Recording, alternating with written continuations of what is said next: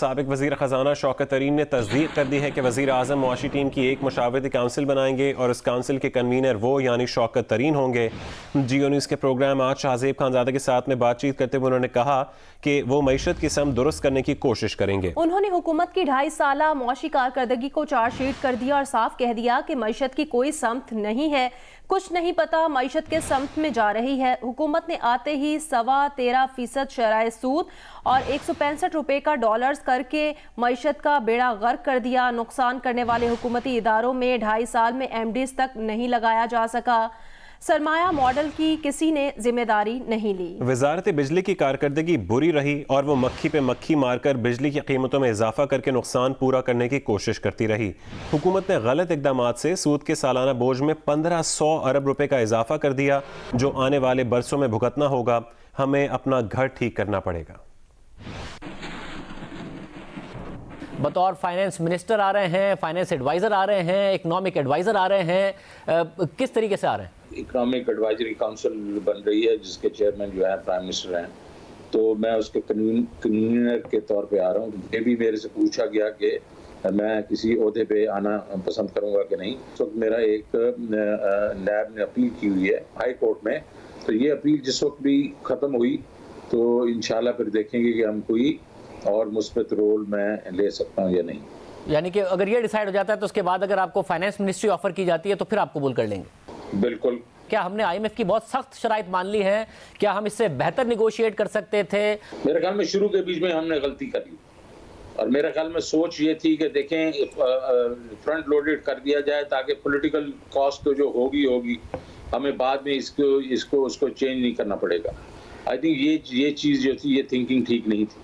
7% آپ کا جو کور انفلیشن ہے اور 13.25% پہ آپ انٹرسٹ ریٹ لے کے چلے گئے، اور پھر اس کے بعد ایکسچینج ریٹ ہے اس وقت 112 115 پہ پھر رہا تھا، اور آپ اٹھا کے اس پہ 165 پہ لے کے چلیں، تو آپ نے معیشت کی تو بیڑا غرق ہی کر کے رکھ دیا نا۔ اور اس کے بعد پھر آپ نے ساری چیزیں بڑھا دی، آپ نے بجلی کے ریٹس بڑھا دیے، گیس کے ریٹس بڑھا دیے، petrol, everything just went up. So اس سے یہ ہوا کہ ڈیمانڈ تو اڑ گئی ہے۔ جب ڈیمانڈ اڑ گئی اور مطلب معیشت بیٹھ گئی تو اس سے ان امپلائمنٹ ہو گئی۔ ظاہر ہے جب آپ نے اپنے ایکسچینج ریٹ کو اتنا زیادہ کر دیا تو اس کے انفلیشن زیادہ ہوئی، food prices out of control ہونا شروع ہو گئی۔ ہم جو ہے ایز اے گورنمنٹ ہمیں یہ بھی چاہیے کہ ہم اپنا بھی گھر ٹھیک کریں۔ کوئی سمت نظر نہیں آ رہی کہ اکانومی کی سائڈ پہ جا رہی ہے۔ جو کیپٹنز آف دی شپ ہے نا، جب تک وہ مضبوط نہیں ہوں گے تو یہ کشتی آگے چلے گی نہیں۔ کس نے ہمیں روکا کہ ہم یہ SOEs جو ہیں ان کو ٹھیک نہ کریں؟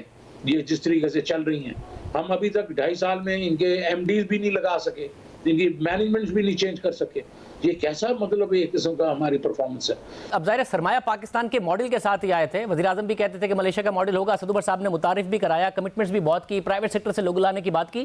ماڈل میں مسئلہ تھا یا ایگزیکیوٹ ٹھیک نہیں کر سکے؟ ایگزیکیوٹ کوئی رسپانسبلٹی کسی نے نہیں لی۔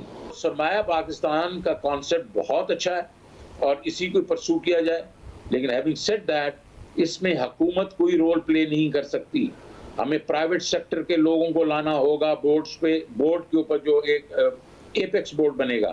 کچھ عرصہ پہلے ہم نے پریزیڈنشل آرڈر کے تھرو ایک نیب امینڈمنٹس کی تھیں جو کہ کچھ عرصہ چلیں اور وہ اچھی تھیں اور لوگوں کو انہوں نے کافی کانفیڈنس دیا۔